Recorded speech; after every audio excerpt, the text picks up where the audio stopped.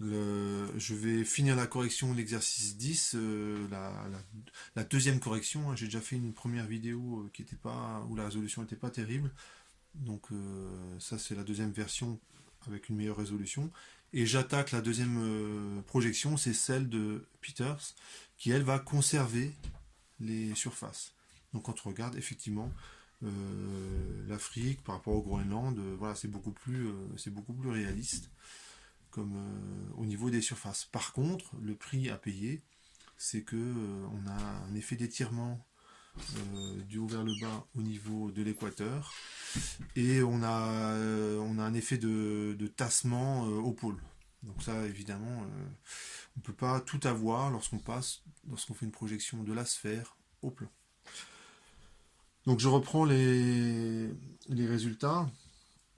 Donc cette fois-ci, donc j'ai la Terre et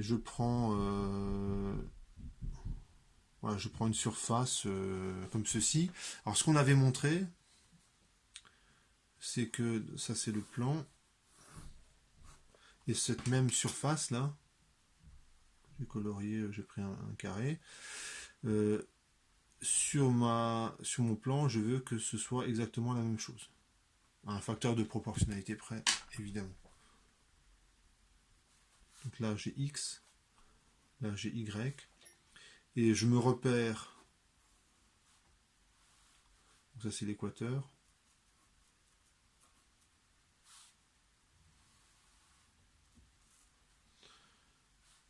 Ici, on aurait la latitude. Et ici, on prend la longitude. Donc, c'est le méridien, un méridien qui passe ici. Le méridien de Greenwich. Euh, donc, ce que je veux, c'est la même surface. Alors, je reprends un résultat que j'ai obtenu. Donc, je ne refais pas tout. Ça, c'est de phi, qui serait comme ceci, vers l'est. Et de lambda, qui serait vers le nord. Mon rectangle, je le fais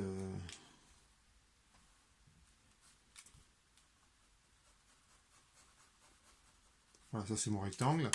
Ce qu'on avait montré, c'est que lorsque mes coordonnées GPS, voilà, appelons-les comme ça, varient de d 2 phi et de d lambda, qui est tout petit hein, quand on fait des petites distances, et bien ce truc-là, ça vaut r cosinus lambda d 2 phi.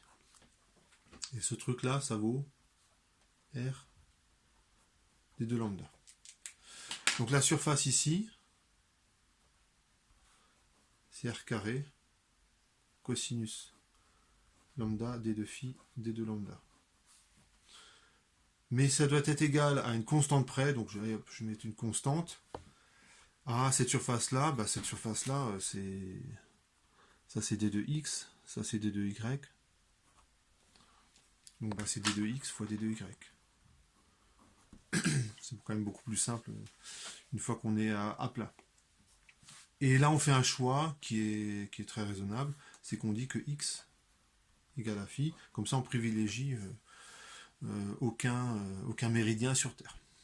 Ils sont tous à égalité. Donc le méridien qui passe par Washington ou par Moscou ou par Paris, enfin bon, pour toutes les grandes capitales du monde, voilà, tout le monde est à égalité, il n'y a pas de méridien privilégié lorsque j'écris ça. Et donc, une fois que j'ai écrit ça, ben, si x égale phi, d de x, ça vaut d de phi, et on a une simplification. Et la constante, prenons la égale à r carré, voilà, pour simplifier. Et donc, après simplification, on a cosinus lambda d de lambda qui est égal à d de y. Et quand j'intègre ce truc-là, on obtient, donc je mets des signes, le signe intégral à droite et à gauche de l'égalité. Le choix que je fais, c'est que quand lambda vaut 0, je prends y égale 0. Donc lorsque je suis à l'équateur, je décide de placer ça au centre de mon plan. Ici, c'est y et lambda. Et quand j'intègre, ça donne y égale.